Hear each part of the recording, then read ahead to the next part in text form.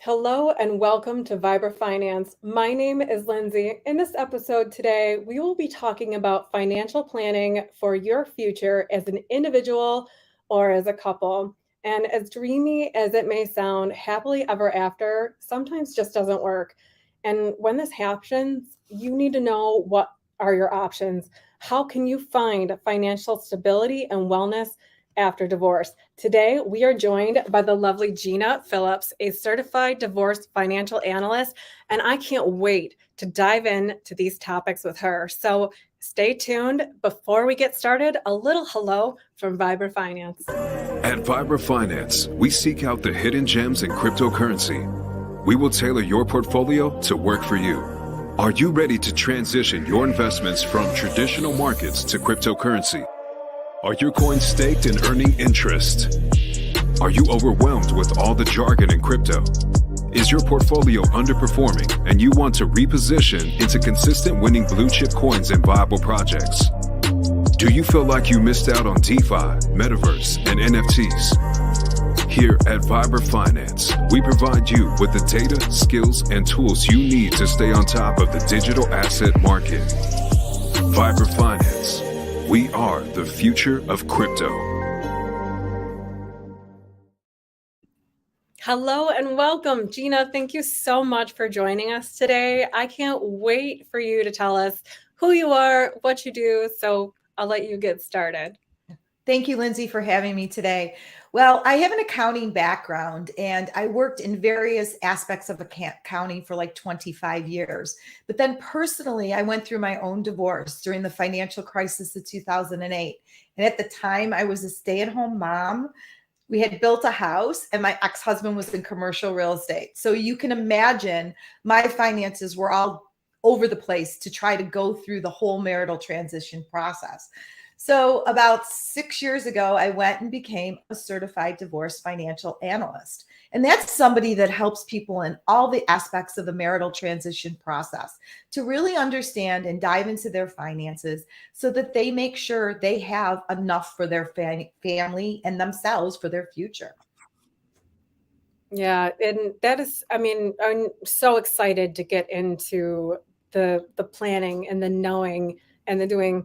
I'll let you start. We're looking at all marital transition. Let's just break that down right from the very beginning. Marital transition. What does that really mean? It's important that even as a couple, even if you're married or unmarried, you're talking about your finances if you share a home. And in a lot of cases, we let one person who's an expertise take over those finances, and that happens a lot. But it's so important that you have a truly understanding of finances as a couple. I mean, because sometimes priorities are the same and sometimes priorities are different, but you really truly need to have a full understanding so that you're working together to achieve those financial goals. So to me, marital transition is, okay, unfortunately, it's not working. Now, what's the next step? Okay, where do I start? And I really love working with individuals or couples when they're just made that emotional and unfortunate decision that they can't live together anymore and they have to divide everything. So it helps to have them start from the beginning to truly look at what's important to them. So I help clients in New York State, but there's certified divorce financial analysts all over the country. And you can look it up in your local area to find one that's specific in your state. Well, in New York, it's an equality state, meaning that everything you've accumulated during the marriage, you divide. It doesn't matter if you've had separate bank accounts, he paid the mortgage and you paid the utilities, you still have to divide everything. So it's really important that when you're starting the process, you take a really hard look at all your finances. Yeah, and something really important is to have these conversations soon and early. So before you even think about marrying somebody and you're dating somebody, these are like exciting times. You're happy, you're on cloud nine, you're in this honeymoon stage, and transitions happen, and that's all. And I think that's really important to know that the transition from going to being a single individual maintaining and being solely responsible for your own finances, and then you have another single individual, and now you're joining forces. And are you aligned on the same page? Do you have the same goals? Right. Right. So, what are some key things that, if unfortunately you find yourself in the position where things are just so irrevocably broken down that just there's no, like, the communication, like, that's what it really boils down to, is communication. Oh, 100%. And a lot of reasons, it's one of the reasons could be because of the finances. I mean, there's always other reasons. There's addiction, there's cheating, there's a ton of reasons. But So much every control. every divorce to me is unique. Every person's financial situation is unique, and every person's priorities are unique. And one of the first things that I like to tell people, and I give them a worksheet, is a priorities worksheet. Kind of really know what you want to go forward in your financial future. I mean, and it's just a simple worksheet of kind of dividing not only what you want, but what your spouse wants. I mean, maybe one of the spouses wants to travel, one of the spouses wants this beautiful home. Everybody has to really hone in on their priorities, especially if you have children involved. And especially if the children are younger, there's a lot of future financial decisions you need to make for your children. I'm loving right now. I'm working with this wonderful couple that approached me prior to going to a mediator.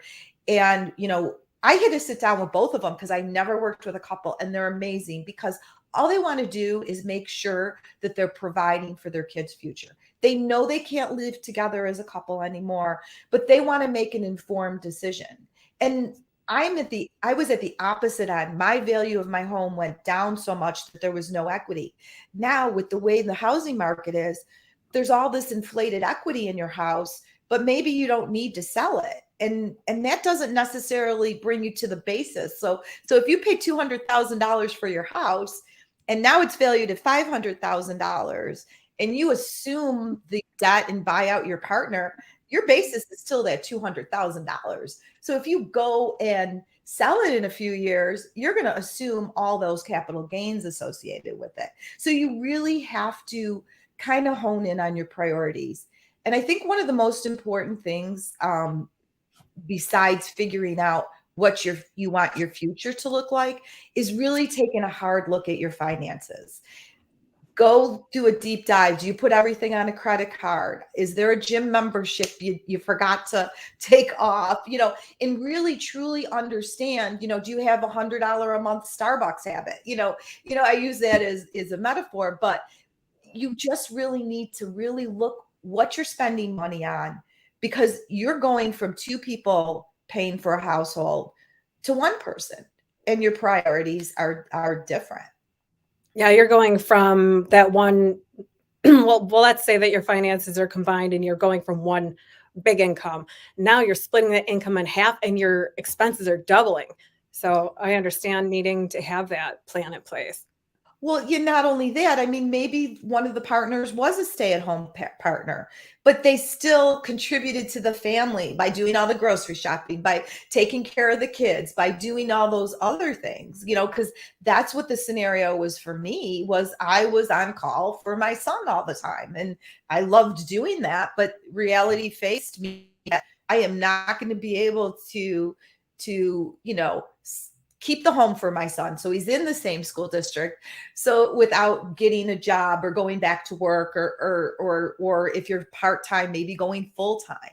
I mean, there's a lot of myths associated with that too. And even if a partner's never worked during the marriage, I'm seeing a lot of couples that are getting divorced later in life, which are even harder sometimes. They've been together 30 years and, they're 60 and they're getting ready to retire, but they have different mindsets of what they want for their future. And they've combined stuff for 30 years. And it's just sometimes really hard.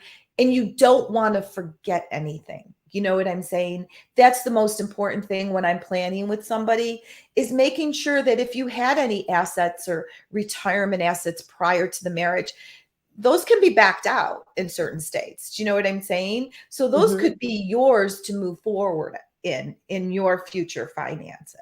And you might not feel like they are, or you might not even know or acknowledge that they are, but that's where someone like Gina comes in, and the services are so valuable because you are looking at things from a unbiased and neutral perspective where, and I'll say this, I'll throw this out for both sexes because, our gender, like our roles have changed. You know what I mean? Like we went from traditional roles. Like let's go back to like the 1960s, right? Where men went off to work and the women were home with the children and they were greeted at the door with a martini and an apron and things were fantastic. Well, I feel like so many roles have like tumbled down from that, but we also need to be fiercely independent because it's not fair. It is not fair in this day and age to depend on anyone else to help you with your finances. Like you cannot shoulder off that responsibility to your partner unless you two have a talk about that first. Okay, planning out your strengths and weaknesses from the get. Am I stronger with balancing and maintaining finances? Like, what are your thoughts on that? Well, I think it's important. I mean, because you might have somebody that's an expertise, but I always say that if you have a partner that one partner is assuming all the finances, you should at least at a minimum, I strongly, quarterly, but at least annually when you do your taxes and really take a hard look and don't sign your taxes blindly, no matter what sex you are. Ask questions. Don't be afraid to ask. And if you don't understand something, research it. Maybe take an online class or something like that. And I'm working with I'm working with a couple women right now that they didn't know their finances. That wasn't their strong suit. And they're so anxious and they're so nervous about how am I going to succeed? Some of them went from their parents' house to their husband taking care of their finances and they're scared and they don't know. And what I always tell people is you can always learn. And if you have a business or something, you could always hire somebody that's an expert in it, just like anything else. You don't change your tires yourself. You go get your tires changed because they're experts in doing that.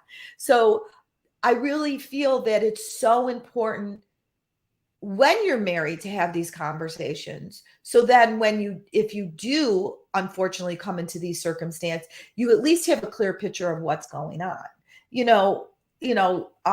Sometimes spouses don't have the same philosophy on saving and spending. Do you know what I'm saying? And Oh, yeah. that a lot of times gets in the way of things, or they might hide some money just because they feel like you're over managing their spending or something like that.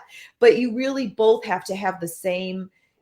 I mean, you don't always have to have the same priorities because maybe one of you likes to travel and one of you likes to have season tickets to a sporting event. And maybe you guys compromise on those things, but the most important thing is communicate with your finances. And even when it comes down to your kids, I think it's so important that, especially if you go through a divorce, that your kids realize, that mom and dad still love them, but things are going to be a little different. And you've got to understand your finances, even as a young age, and understand the value of taking care of yourself and money and buying those things that might not be everyday things, but luxury items too. So I think that's important too. And just because you go through a divorce doesn't mean you have to live like a pauper or anything like that either. I don't want people to think that. I mean, everybody has a different financial level, but if you make wise decisions when you're going through this whole process, you'll have more money or you'll have a better plan in place to recoup finances again and truly have control over your financial life. Yeah, I think that's one of the hardest things to deal with is transitioning your finances as you're transitioning your you're transitioning your whole life there. So if you could just have one piece, and finances for so many people are the root of security. So if you can get that secure root settled and know and have and be, and the biggest thing is to be confident with your decisions, be confident with your priorities. Like you said, Trust me, you do not want to be doing that forensic deep dive yourself 6 months later and finding out that your ex-spouse had a $347 Tim Hortons habit a month. I mean, that's a lot of coffee. So Right. let's say, like, when you guys are struggling over your priorities, traveling or sports tickets, these are, I mean, I could go into that all day. I feel like that's a whole episode Well, of. and that's true. And a lot of people don't live within a budget, and it's a naughty word for a lot of people is budget. Well, what's a budget? Why do I have to have a budget? But it's so important to see what your income is and your expenses. And sometimes it's just looking at that. Okay, my income's higher than my expenses. Can I save for this trip? Or can I buy myself this fancy bag or this piece of jewelry or whatever that's will make me happy? Do you know what I'm saying? So I really think that people get overwhelmed with it. And if they just break it down and see, that's just my happy place. That's my background. Like when I get nervous, I go balance my checkbook. But that's just, some people work gardening or whatever. And it's just so important that you really have a strong understanding of what's going on and what you're entitled to during the whole proceedings. And I am not a lawyer. I don't know the law in all the states, but I just kind of just look at your numbers and do a deep dive in your numbers. And I try to come up with sometimes creative solutions based on your circumstances. Do you know what I'm saying? Like I had a client last year whose daughter was a junior in high school. They were just starting the divorce process. And her daughter had some issues where she had to be in the same school district, and they weren't ready to sell the house. So I said, approach your husband. Say, I'll sell the house when she's done with school. There's a lot of different things that you can do to help those things along the way. Do you know what I'm saying?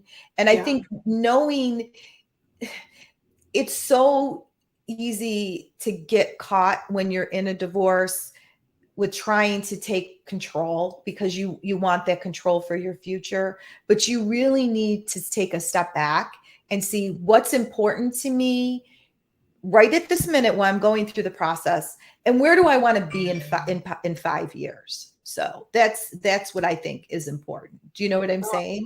I love that. Yes. I love that. Thinking about that from the very beginning after your first date. Where do I want? No, I'm just kidding. Give it some time to settle down, but really have these thoughts and have these plans and actions put together early so that you can communicate about these things as early and as often as possible. So what are some key things that someone who may unfortunately find themselves in the situation, what is the most key thing for someone to know to financially protect themselves? Well, I think the most important thing is to really make sure you have an understanding of what is in the bank in the retirement asset. Like really gather all your documents. I mean, I think that's important because Documents are important. Sorry. Well, like I mean, like your checking, your savings account, even your taxes. Take a really hard look.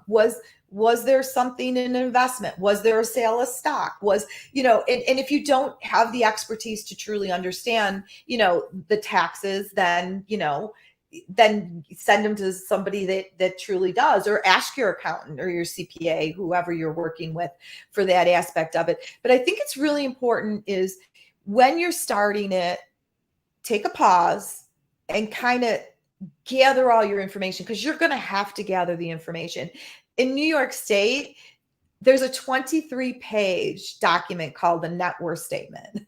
23 pages, which asks you everything from, how much are you spending on your mortgage to what is your monthly total for toiletries? Do you know what I mean? And, like when my one girlfriend, I always say this, my one girlfriend said, if I knew I had to count Q-tips from when I started gotten married on my 3 kids, I would have done a better job. Because but you really need to see what you're spending money on. Do you know what I'm saying? Because you have to have that understanding. Do you have a business with your partner? Is everything flowing through through the business? You really need to understand. Do you have a $500 car payment and a $2,000 mortgage payment, but they're going to have to live somewhere? So you really have to hone in on really looking at what you have, what your goal is for the future, and how do you best work that in, especially if you do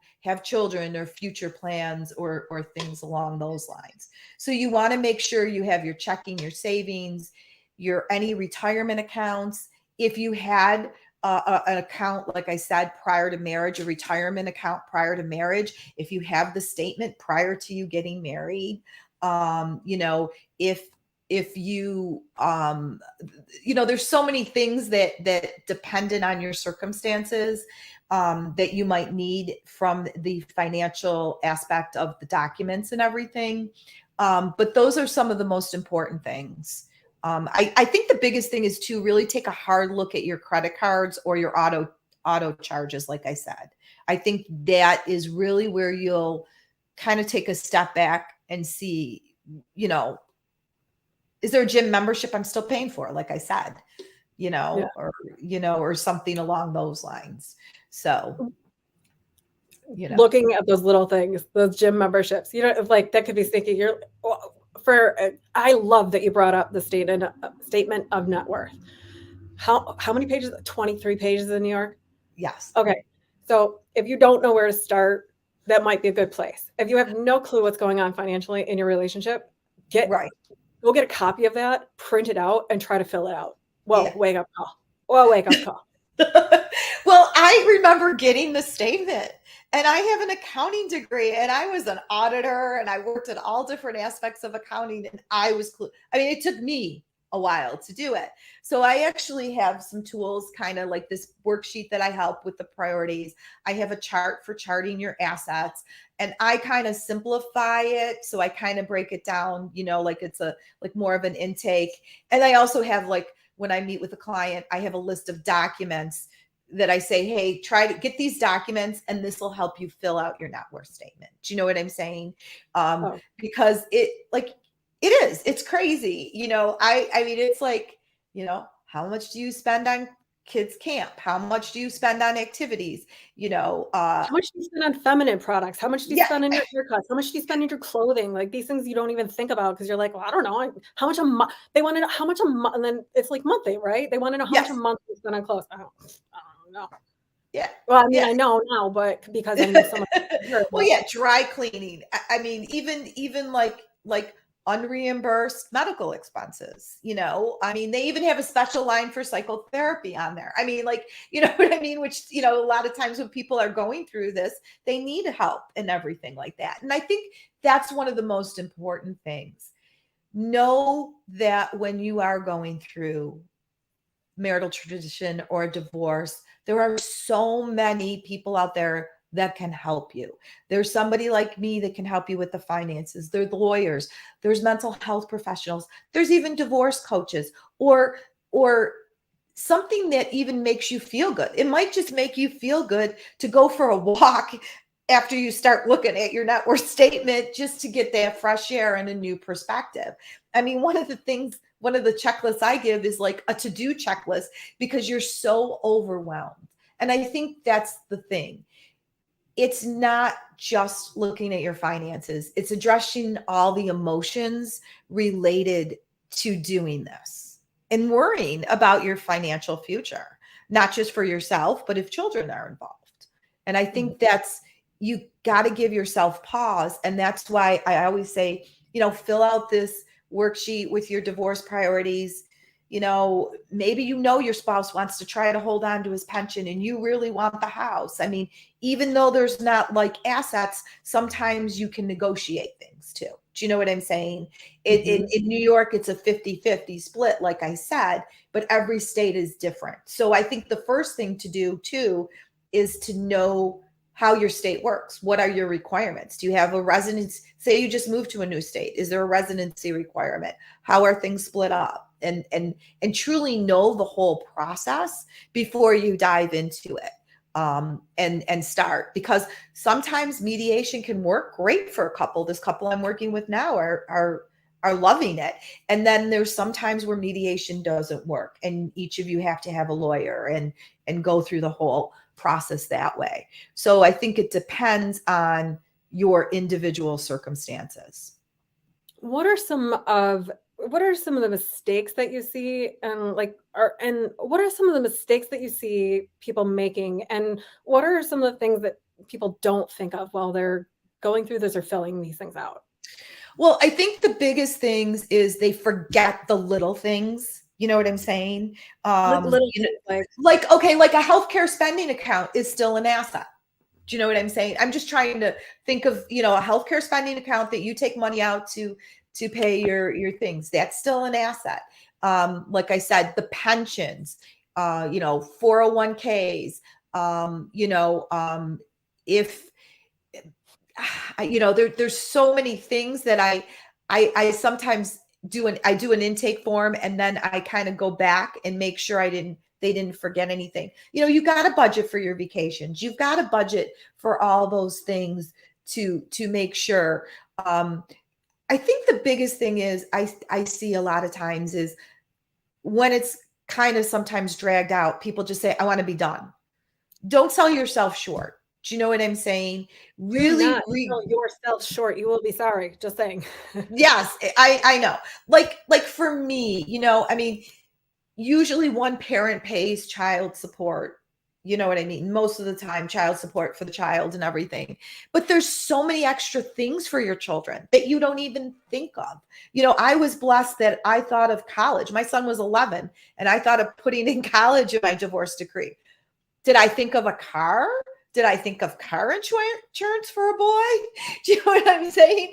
Like even though I was getting child support, which was helping with the clothes and the day-to-day feeding and all that expensive, those things are important. Is your child in a travel sport? Or are they in music and they need an instrument or special lessons? So I think the biggest thing is not just your daily expenses, but your annual expenses or potential expenses for your kids. I mean, I had a girlfriend who her daughter just got married, and she's like, yeah, Gina, you need to put down there showers, weddings, it depends on your family dynamic. But if it's not written down, it doesn't happen. I mean, I had a friend that was going through it, and she wrote in her divorce decree that her husband paid for the bar mitzvah. There's everything it depends on what's important to you and your circumstances. But think of everything that could come up in the future. It might not necessarily come up in the future, but it could. And I think that's important.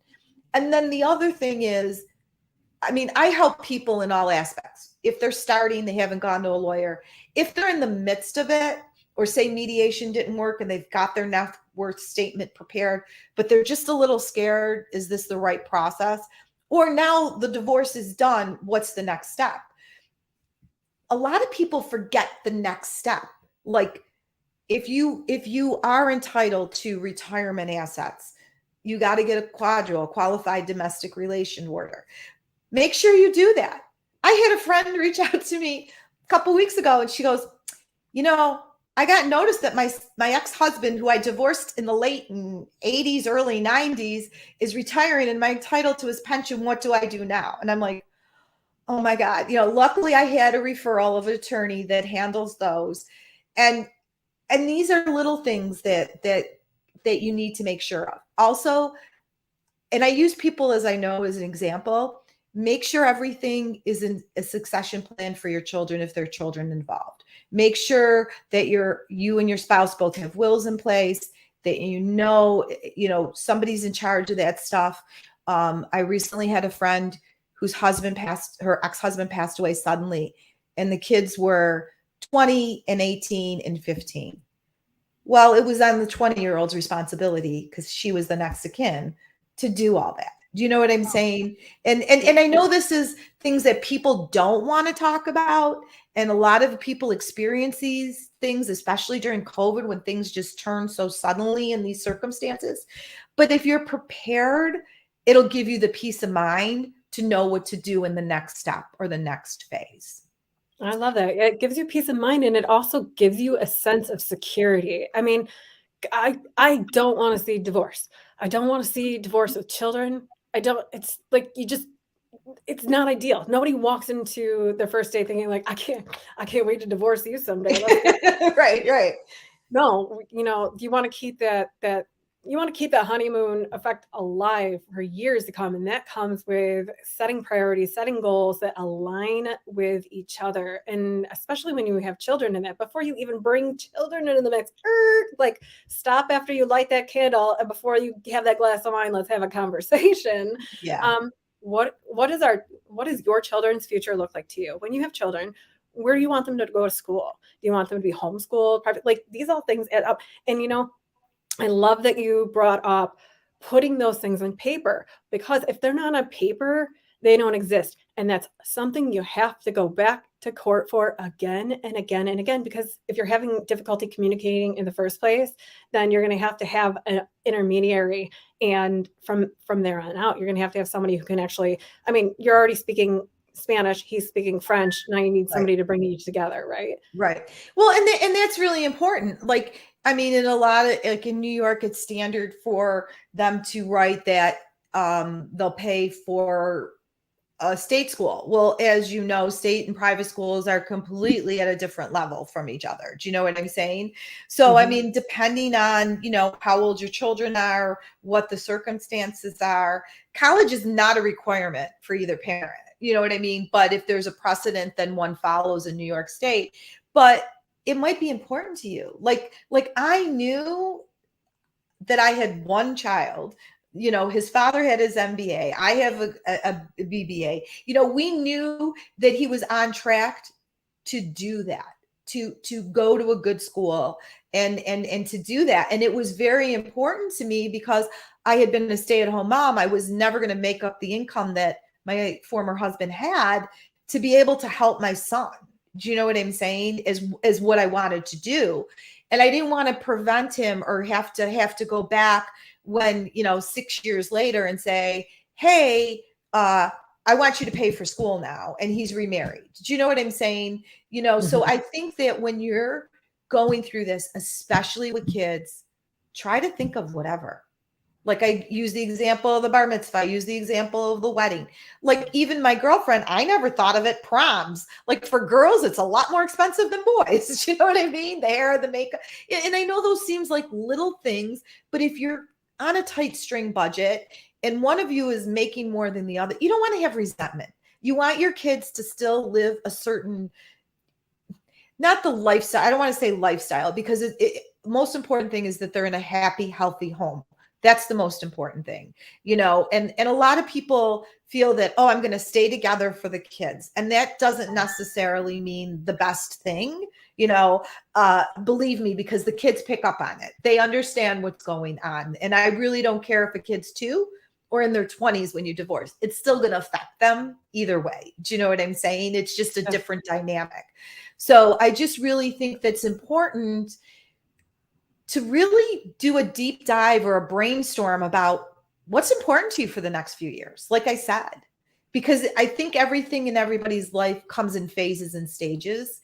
And I think that, like you want to make sure, I kept my house until my son went off to college. And then I, downsized and moved to a house where I wanted to live. Do you know what I'm saying? But that, that doesn't happen for a lot of people. I mean, and sometimes keeping the house, especially in the market the way it is today, is not always necessarily good because there's memories. You can make a lot of money, but then you're paying a lot for other expenses. So it's really, like I said, it's unique. And one of the other things I want to mention is that when you tell somebody, a friend or a family member that you're contemplating divorce, sometimes they have strong opinions one way or the other, or they might recommend an attorney or a financial advisor. The most important thing is that you take the time to do your research and interview those people and make sure they're a right fit for you and your personality. Okay. Don't just go to a lawyer because your friend used that lawyer and got a good settlement. Don't not hire a certified divorce financial analyst because you feel like it's going to cost you too much money, but you're worried. You know what I mean? So really take a look at what type of team you need and which will serve you the best and give you the peace of mind, like I said, to move forward. Having that peace of mind, having that stability, having that confidence behind you before you even begin something that is so foreign. I mean, if you've never been divorced, then you have no idea what you're walking into. But if you can do your research and find, like you said, make a team, find a team that can help support you. Um, Having a certified divorce financial analyst in your corner is something that you really want to put that budget aside for. You really want to put that budget aside for. That support that you bring is is everything, because this is an emotional situation. It's already you're fueled by so many emotions and you're looking at paper, and when you're finding things like a $347 Tim Hortons coffee habit a month, you tend to get a little angry. I'm just saying, when you hear like, we can't afford this, no, we can't send our kids to private school, but you can drink $300 worth of coffee every month. So you're gonna need a team on your side to help you go, whoa, girl, it's okay. That was the past. We're going for the future. What does that look like to you, right? Yeah. And I think that's the most important thing. And I just want to say, I know we've been on for a while now, but I just want to say that it's very hard when you're going through this to think with your head and not your heart. But it's so important to make sure you keep a level head. And I mean, it might take you a while to get there, and don't beat yourself up over it. Get the support and help you need so that you have enough for your own financial successful future.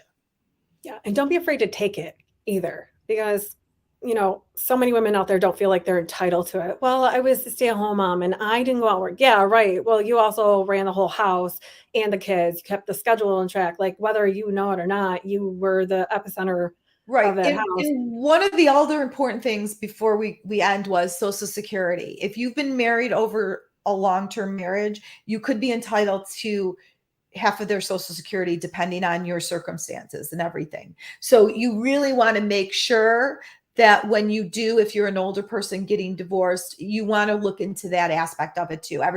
Rules are different, but if it's a long-term marriage, you could be entitled to half of your former spouse's Social Security, even if you were divorced years ago. Do you know what I'm saying?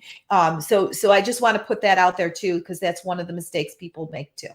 So Oh, awesome. Thank you so much for sharing all of this advice and you know, uh, sharing a place that you can come with a plan and have that peace of mind. Because really, at the end of the day, having that team and support and the peace of mind behind you is what will help you to be successful. And like anything in life, you want to be successful with your divorce. And hopefully you can do that amicably. But either way, and ideally, coming to someone like Gina with your partner and saying, okay, this is where we're at, here's where we want to go, how can we make this happen? If you could do that amicably, like, that would be the best thing. But if you can't, then having Gina in your corner as someone who is a rock, a solid foundation for you to those emotions at the door. She's just looking at facts, figures, and numbers, and then you can go forward from there. So if people want to know more about what you do and they want to learn how they can get started, how to even crack that door, they want to know where they can get more information from you. So can you please tell us where they can find you, how they can contact you, all right. the good. Well, if you're in New York State, I only work with people in New York State, just to clarify that. But I mean, I do have a website, which I think will be attached in the description here. Yeah, okay.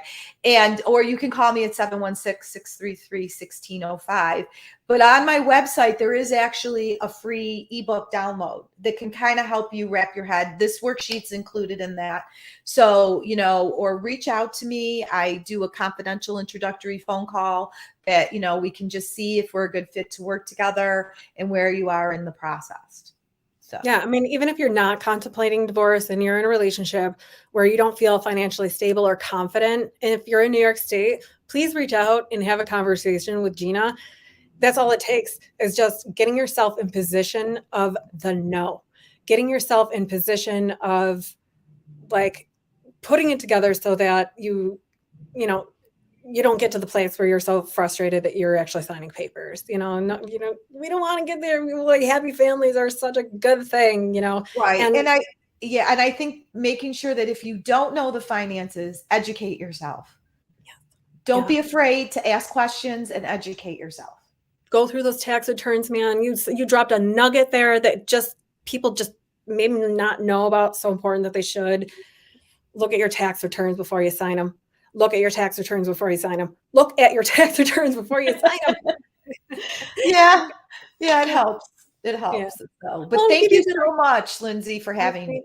You have given us so many gems, Gina. I can't wait to have you back on again. There's a couple topics that I'd love to dive into further with you. I don't want to be so selfish and take up more of your time. I can't tell you how much I appreciate you being here with us today. So please give her a visit, give her a call, give it some thought. It's worth it. Okay. All right. Until next time, Adam will be on today at 2:00 p.m. live with some crypto alpha. We'll get back to our regular scheduled content, but these things are really important. So thank you all for tuning in. Thank you so much, Gina, for being here with us today. We will see you soon. So get over there and visit her. Give her a call.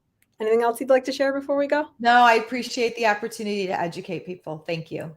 Honestly, anytime. Thank you so much for being here. Until then, good afternoon, good evening, good night.